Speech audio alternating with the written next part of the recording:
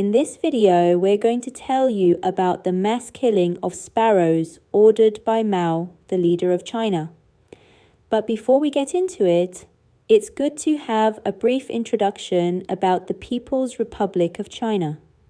The People's Republic of China was established in 1949 by Mao Zedong, the leader of the Chinese Communist Party. After years of civil war against the Chinese Nationalist Party, as well as fighting against the Japanese occupiers during World War II, Mao succeeded in coming to power as the leader of China. Seeking rapid economic reform and modernization of China, in 1958, he launched a policy known as the Great Leap Forward. Under this policy, all farmland was to be confiscated by the government and divided into collective units. This meant that all the land belonged to the state, and farmers were required to work on collective farms for the government. The crops they harvested would be taken by the government, and in return, the farmers were given a small portion of the produce as wages. What about the majority of the produce? By Mao's orders, most of it was exported to Eastern Europe in exchange for military aid and political support. The Great Leap Forward was implemented over 4 years. However, instead of rapidly developing the country's economy, it led to severe food shortages, causing millions of people in China to suffer from famine and die. One bizarre reason for the food shortage and famine was Mao's program to kill sparrows.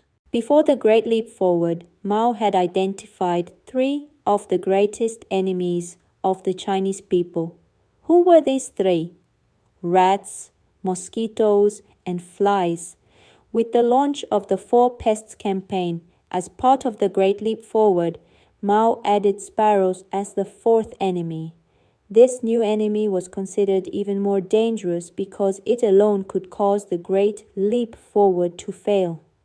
Mao claimed that mosquitoes were responsible for spreading malaria, rats for the plague, and flies for being disgusting carriers of disease. But the sparrows were the most culpable of all. Their crime, eating crops.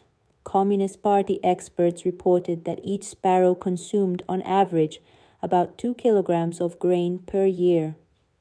To the all-powerful leader of China, this was an unforgivable sin.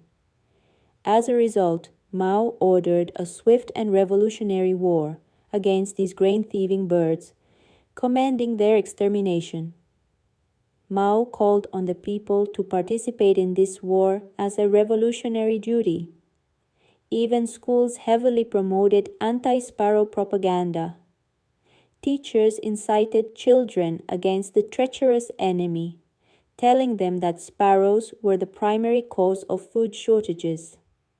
Don't be fooled by their cute and tiny appearance, they said. Half of them are underground with blood on their hands.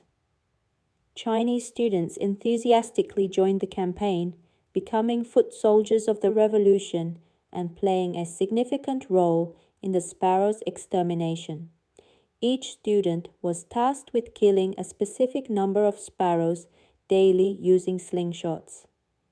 In addition to hunting sparrows, children also destroyed their nests and broke their eggs. Finally, they collected the carcasses of the birds and handed them over to Communist Party officials in exchange for rewards. Beyond the children, all citizens were required to kill any sparrow they saw or scare them away by banging on pots, pans, and other objects to prevent the birds from landing and resting. Military personnel across the country also joined the effort by beating drums and blowing trumpets. The deafening noise created such terror that sparrows dared not perch on trees.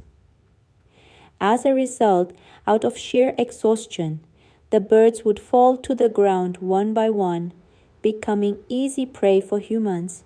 Sometimes, sparrows would flee to the courtyards of foreign embassies to escape. Since embassy grounds were not considered Chinese territory, citizens couldn't enter to kill the birds. Instead, they waited outside the embassies, drumming incessantly until the sparrows, terrified and exhausted, emerged and were captured.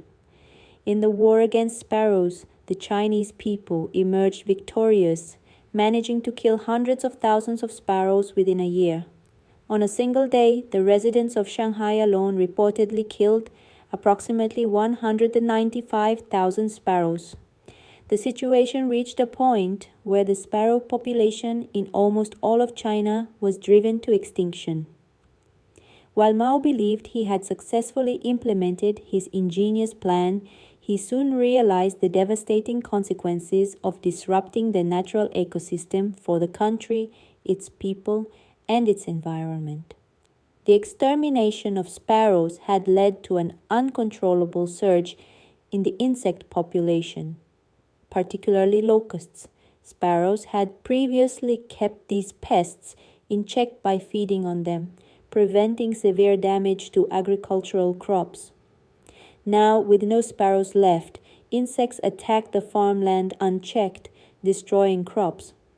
The locust infestation was so catastrophic that the Chinese people were powerless to stop it. This time, the enemy was greater in number, and the government was unable to combat it. Even if the insects declared war on the state en masse, the government would not have been able to stop them. On top of that, excessive use of pesticides had worsened environmental problems. Gradually, famine swept across the country. It was only then that the beloved leader, Mao, began looking for a solution. Although he had stubbornly defended his position until that point and refused to admit his fatal mistake, environmental experts had repeatedly warned him about the dangers of his policy. Mao, however, with the obstinacy typical of dictators, had insisted that the people of China will never go backward, and labeled anyone opposing the campaign as counter-revolutionaries and enemies. Ultimately, Mao was forced to backtrack.